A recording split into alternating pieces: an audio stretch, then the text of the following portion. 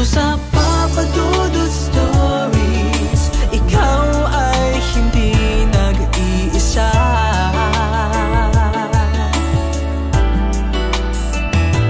Dito sa Papa Dudut Stories, may nagmamahal sa'yo.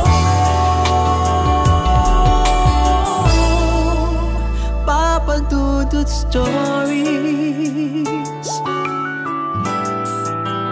Papa Dudut Stories,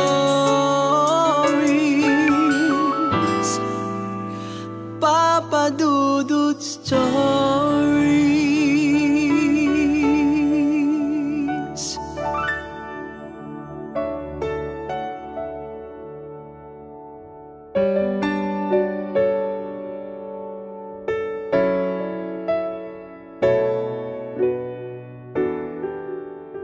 Sa buhay natin ay marami tayong nagagawang kamalian dahil hindi tayo pinanganak na perpekto. Kung minsan yung mga taong malalapit sa atin ang ginagawang instrumento para tayo magbago. Ikaw, naranasan mo na bang makarma at matuto mula rito? Kapag ang tao ay umiibig, pakiramdam niya ay nakalutang siya sa langit. Pero kapag nasaktan naman siya, daig pa niya ang bumubulusok pa ibaba sa lupa mula sa himpapawid. At kung hindi man ikamatay ng kanyang puso ang pagbagsak na yon, ang mga sugat namang dulot nito ay iindahin niya sa panghabang buhay. Ang storyang tampok natin para sa araw na ito ay galing sa ating letter sender na si Alexa, na buong pusong ibinahagi ang kanyang mga karanasan sa buhay at kung paano siya pinagbago ng mga ito. Handa ka na bang makarelate sa kanya? Dear Papa Dudut, akala ko sa teleserye lang pwedeng mangyari ang mga nangyayari sa buhay ko. Pero maling-mali pala ako. Ni sa panaginip ay hindi ko inakala na posible kong pagdaanan ng ganung uri ng sakit na halos dumurog sa aking pagkatao at magpaguho sa aking mundo. At kahit ilang taon na ang nagdaan ay sariwa pa rin ito sa aking alaala. Itago niyo na lamang po ako sa pangalang Alexa. 35 years old at tubong Carmen sa Davao del Norte. Pero 10 taon nang nakakalipas nang lumuwas ako dito sa Maynila. Ang totoo niya na hindi pa gaano nagtatagal simula ng kawilihan kong pakinggan ng inyong programa. Pero walang araw simula noon na hindi ako nangarap na makapagpadala sa inyo ng sulat upang ibahagi ang kwento ng buhay ko. Ngunit bago ang lahat ay humihingi ako ng pangunawa sa ating mga kabarangay para sa ilang bahagi ng aking storya na merong sensitibong tagpo. Papa Dudut, noong nasa Davao pa ako, nagtatrabaho ako bilang supervisor doon sa isang malaki at pribadong kumpanya. Yun ang first job ko simula nang makapagtapos ako sa kolehiyo bilang cum laude.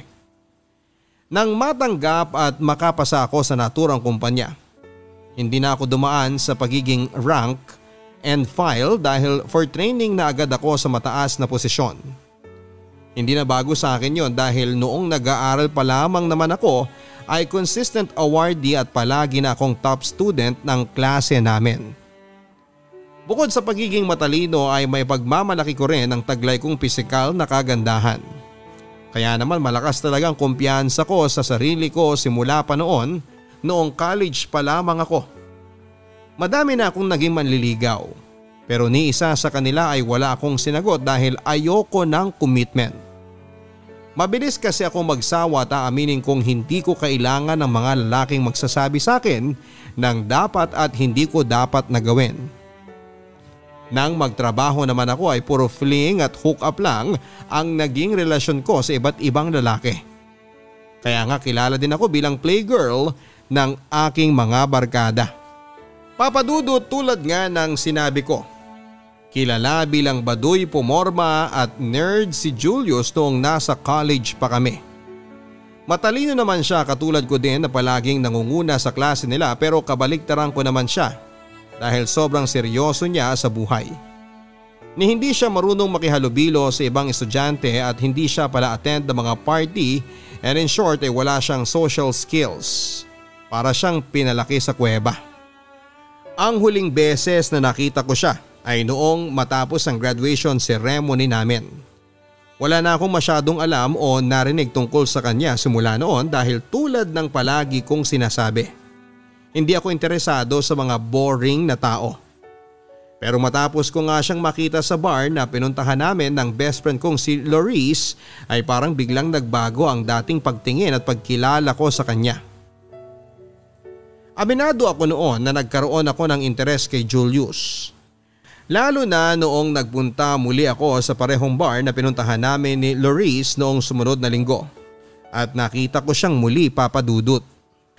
Papa Dudut na puno nga ng kwentuhan at maraming tawanan ng pagkikita naming yon ni Julius. At masasabi kong nag-enjoy talaga akong kasama siya. Na hindi ko na nga namalayan kung anong oras ba kami naghiwalay at bago umuwi ay nagsuggest siya na ihatid ako sa aking apartment. Bagay na hindi ko naman tinanggihan dahil ng araw na yon ay hindi ko dala ang kotse ko. Nagpalitan na rin kami ng numbers at nagfaluhan sa social media dahil malakas ang pakiramdam namin na hindi yon ang magiging una't huli naming pagkikita. Kahit ako sa sarili ko ay hindi ko rin mapigilang ma-excite sa mga susunod pa naming paglabas na hindi nga nagtagal ay nangyaring muli. Dumalas ang pagkikita at paglabas namin ni Julius, Papa Dudut. Hanggang sa formal na rin niya akong niligawan. Bagay na hindi ko tinanggihan pa. Pagkalipas lang ng ilang buwan ay sinagot ko na siya at opisyal na ngang naging kami. Oo, walang wala talaga sa karakter ko ang pagpayag na magpaligaw kay Julius. Pero nang maging kami, pakaramdam ko noon. Naging totoo ang saya sa dibdib ko. Palibasa sa unang pagkakataon ay naranasan ko na ma-in love. Papa Dudut, noon lang talaga ako na in love sa tanang buhay ko. Bagong-bago sa akin ang pakiramdam kasi hindi ako sanay na nananatili sa isang pangmatagalan at seryosong relasyon. Pero nagbago ang lahat nang muli kaming magkita ni Julius. Kahit na nakukornihan ako sa sinasabi niyang yon na baka raw itinadhana ang pagkikita namin, pagkalipas ng mahabang panahon ay parang gusto ko na ring paniwala ang totoo nga ang sinasabi niyang tadhana. Mabuti na lang pala na sa parehong pahina kami ng aming buhay nang muli kaming pinagtagpo. Tumagal ng 2 buwan ang relasyon namin ni Julius bago ko nabanggit sa best friend kong si Loris ang tungkol doon. Tulad ng inaasahan ko ay hindi makapaniwala ang kaibigan ko na magiging kami ni Julius at lalong higit na mas tumibay ang aming relasyon. Siyempre hindi mawawala doon yung tuksuhin niya ako na kinain ko daw ang mga sinabi ko na kahit kailan ay hindi ako papasok sa isang relasyon kung saan ay kailangan kong mag-commit at higit sa lahat ay hindi ako mai-in love. Aminado naman ako, Papa Dudut, na kinain ko ngang talaga ang lahat ng paniniwala ko pagdating sa pag-ibig. Pero kung para naman kay Julius ay masasabi kong worth it ang mga bagay na binago ko sa sarili ko. Alam kong tungkol dapat sa kaibigan kong si Loris ang dahilan kung bakit kami nagkita ng gabing yon, Papa Dudut. Pero hindi ko napigilang ibida ang sarili kong kaligayahan sa kanya ng mga sandaling yon. Alam ko na bilang kaibigan ay dapat ay kino-comfort ko ang kaibigan ko sa breakup nila ng manloloko niyang boyfriend, kaya lang ay hindi yon ang nangyari. Magpapaalam na lang kami sa isa't isa para umuwi pero hindi pa rin ako matigil-tigil sa pagkukwento ng mga bagay tungkol sa akin at sa amin ni Julius. Kung gaano ako kasaya at gaano kasarap sa pakiramdam na ma-in love sa unang pagkakataon. At kung ano-ano pang may kinalaman sa mga bagay na yon. Sa katunayan ay hindi ko na nga matandaan kung paano kami naghiwalay ni Loris ng gabing yon. Basta ang alam ko, abala akong katext si Julius. Pero masisisi niyo ba ako kung ganon yung nararamdaman ko ng panahon na yon? Palibasa, noon lang ako nagkaroon ng permanenteng relasyon, noon lang ako nagseryoso sa isang tao. Kahit kailan ay hindi sumagi sa isipan ko na posibleng masira ang matibay na pundasyon ng aming relasyon ni Julius, Papa Dudut. Na kahit kailan ay hindi niya ako pagtataksilan tulad ng ginawa ng boyfriend ni Loris sa kanya. Malaki ang tiwala ko na magtutuloy-tuloy ang aming masayang pagsasama ni Julius bilang magkasintahan. Kaya hindi na rin ako nagdalawang isip na ibigay at ipagkatiwala sa kanya ang sarili ko. Hanggang sa nagbunga nga ang aming pagmamahalan. Pero ni sa panaginip ay hindi ko naisip na isa palang bangungot para kay Julius ang aking pagbubuntis. Hindi ako maniniwala nang basta na lamang nagising si Julius sa isang araw na hindi na niya ako mahal, Papa Dudut. Na wala na siyang nararamdaman sa akin na basta na lang siya nakapag-decide na gusto na niyang makipaghiwalay. At iwanan ako mag-isa matapos kong sabihin sa kanyang ipinagbubuntis ko ang anak namin. Sa totoo lang, kaya kong palagpasin ang harap-harapan niyang pangiinsulto sa akin. Pero ang tanggapin na gano'n na lang niya kadaling itapon na parang basura ang aming relasyon ay kahit kailan ay hindi magiging madali, Papa Dudut. Nang sandaling yon akala ko ako na ang magiging pinakamasayang babae sa balat ng lupa, pero daig ko pa ang binuhusan ng malamig na tubig dahilan para ako magising sa masalimuot na realidad. Hindi na akong mahal ng lalaking mahal ko. Doon ko biglang naalala ang minsan naming napag-usapan ng best friend kong si Loris tungkol sa posibilidad na saktan ako ni Julius.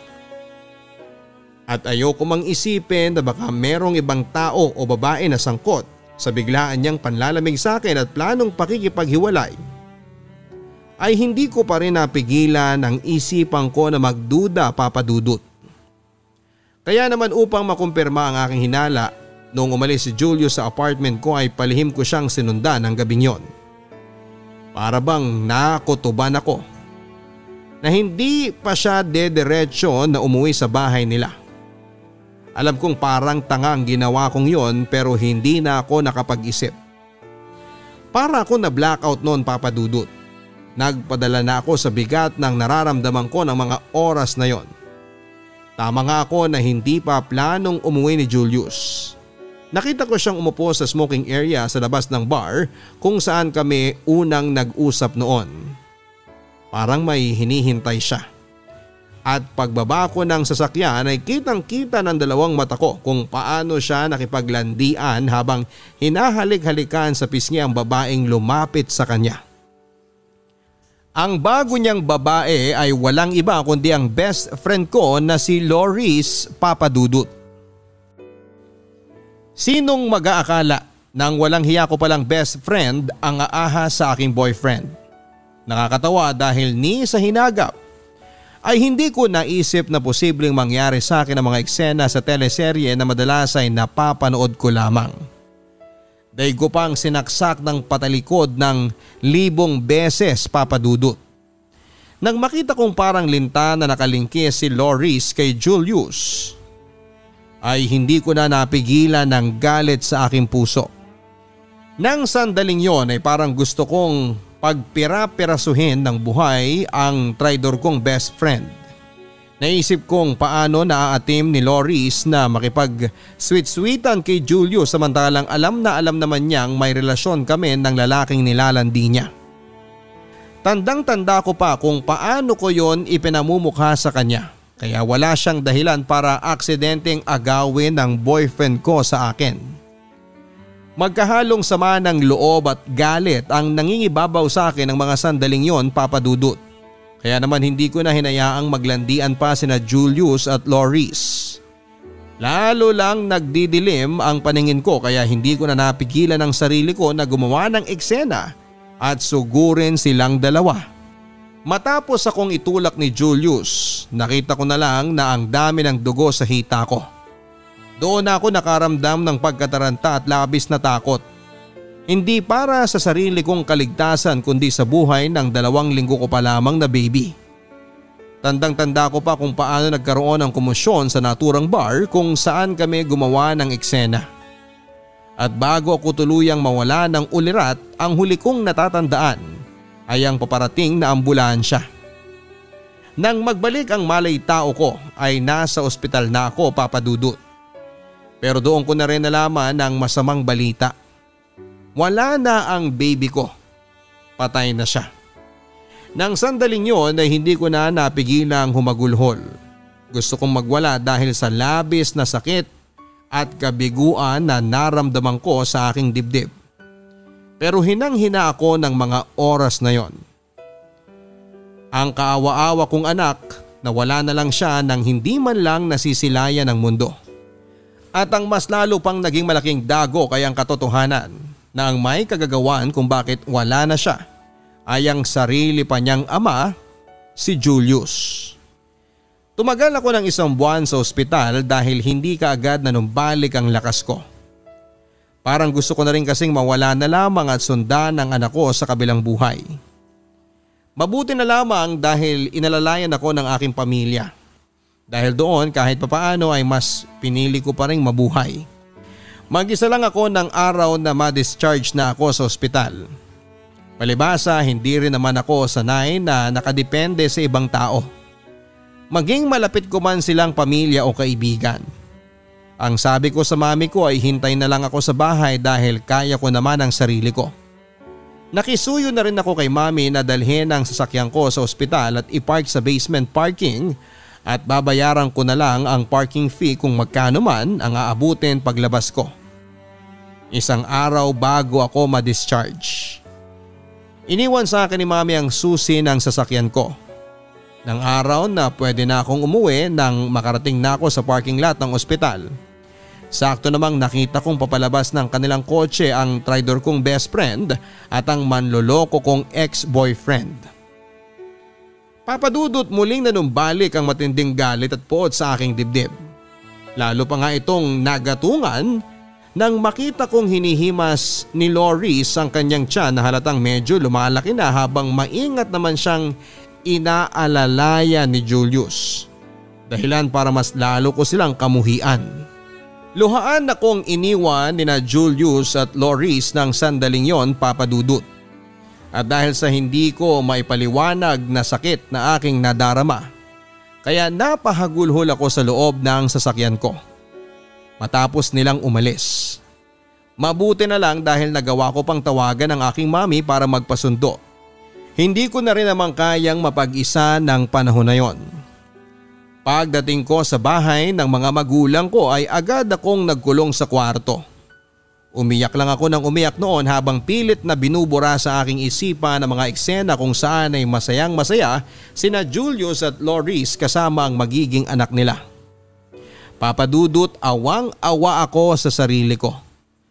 Yung dati ako na malakas, matapang at matalino ay tila naglahong parang bula sa kalawakan at napalitan ng mahina at miserableng bersyon ko. Nang mga panahon na yon ay dumanas ako ng labis na depression. Una na doon ay dahil sa pagkawala ng aking baby. Ikalawa ay ang pagtataksil ni Julius at pagiging traidor ni Loris. At huli ay ang pagsasabwatan nilang dalawa para maghiganti sa akin.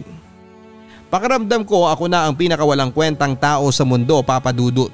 Dahil kung totoo man ang doble karmang sinasabi ni Loris ay parang sobra-sobra naman yatang sakit ang ganti sa akin ng tadhana.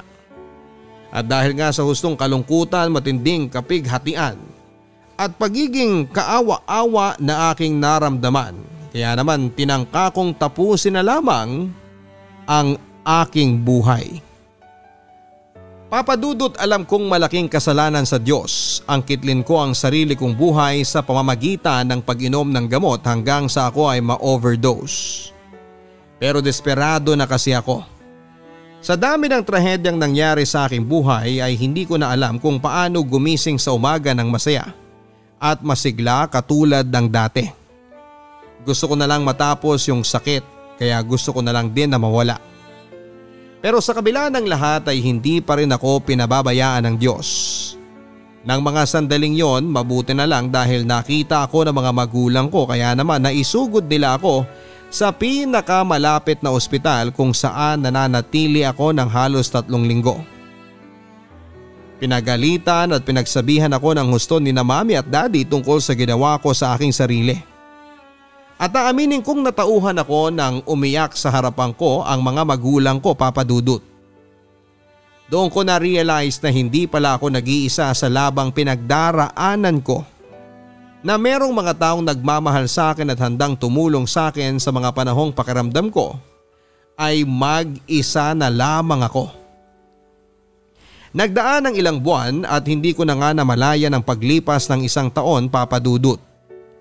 Ngunit masasabi ko namang bumuti ang kalagayan ng aking pisikal na pangangatawan kasabay ng aking mental health. Nakabalik na rin ako sa aking trabaho at doon na lang ako mas nagpaka-busy para naman kahit papaano ay pansamantalang mawala sa aking isipan ang mga pinagdadaanan ko. Sa tulong din ng aking mga magulang at malalapit na kamag-anak, mas naging maayos ang estado at disposisyon ko sa buhay ko. Nawalan na rin ako ng balita kina Julius at Loris ng panahon na yon. Naisip kong mas mabuti na yon kaysa patuloy ko lang silang kamuhian. Aaminin ko na kahit ilang taon na ang nagdaan, ay hindi ko pa rin sila ganap na napapatawad. Pero buo pa rin ang pag-asa ko na darating ang panahon kung kailan tuluyan na ring mawawala ang galit na nararamdaman ko sa aking puso para sa kanila.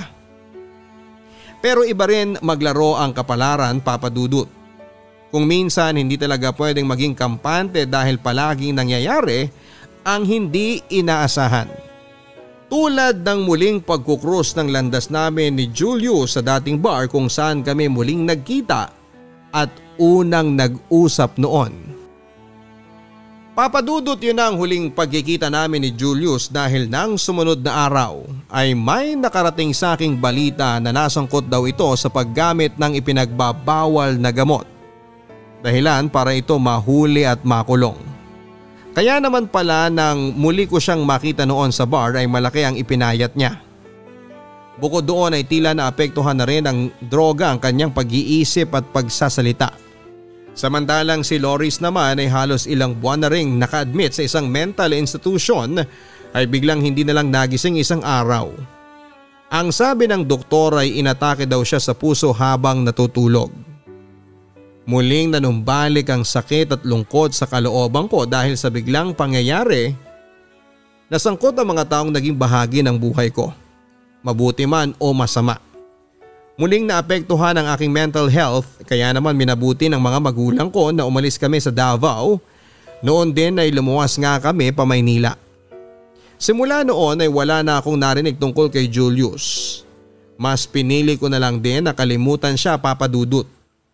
At nangako ako sa sarili ko na mas magiging matatag sa panibagong buhay ko. Sa tulong ng Diyos at ng mga taong totoong nagmamahal sa akin, muli akong nakabangon, Papa Dudut. Nangako ako sa aking sarili na balang araw ay muli akong iibig sa sandaling makatagpo ako ng lalaking mas may malinis na intensyon at mabuting budhi na siyang makakasama ko habang buhay. At mulit muli ay hindi naman ako binigo ng Diyos nang ibigay niya sa akin si Roger. Sa ngayon ay meron na kaming isang anak na lalaki at kasalukuyan ko namang ipinagbubuntis ang aming baby girl. Kahit na maraming pagsubok ang buhay, hindi ko kahit kailan naramdamang mag-isa kong hinaharap yon, Papa Dudut. Dahil hindi lang ang mga magulang ko ang akin naging sandalan, meron na rin ako ngayong mabuting asawa at mga anak. Sa huli ay natutunan ko na yung mga mahalagang bagay sa buhay tulad ng pag-ibig, kaligayahan at kapayapaan ay hindi basta-basta dumarating. Dahil ang mga yon ay unti-unti nating binubuo sa ating puso para maibahagi natin sa iba. Kaya nga importante na mabuti ang ating intensyon upang mabuti rin ang karmang bumalik sa atin. Alam kong medyo masalimuot ang mga pinagdaanan ko. Kaya naman para makabawas sa bigat na nararamdaman ko sa dibdib ay ibinahagi ko ang aking kwento.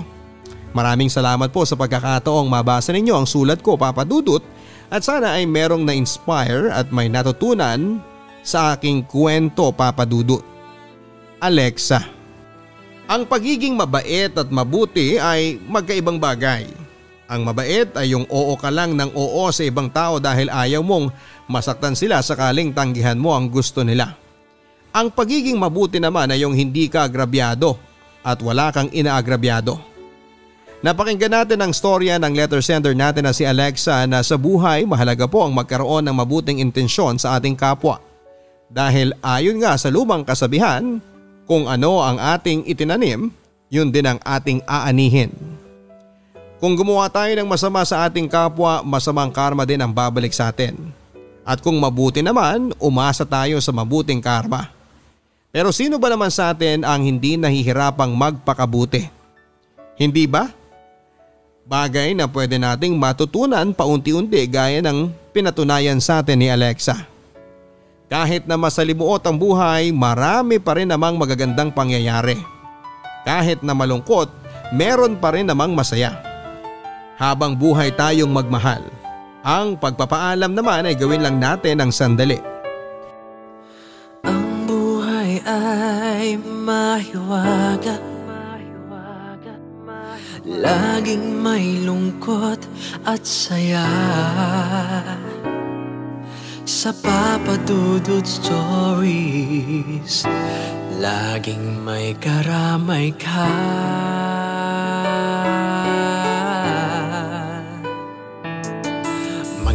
Problemang kay bigat, dito ay pakikinggan ka. Sa Papa Dudut Stories, kami ay iyong kasama. Dito sa Papa Dudut Stories, ikaw ay hindi nag-iisa.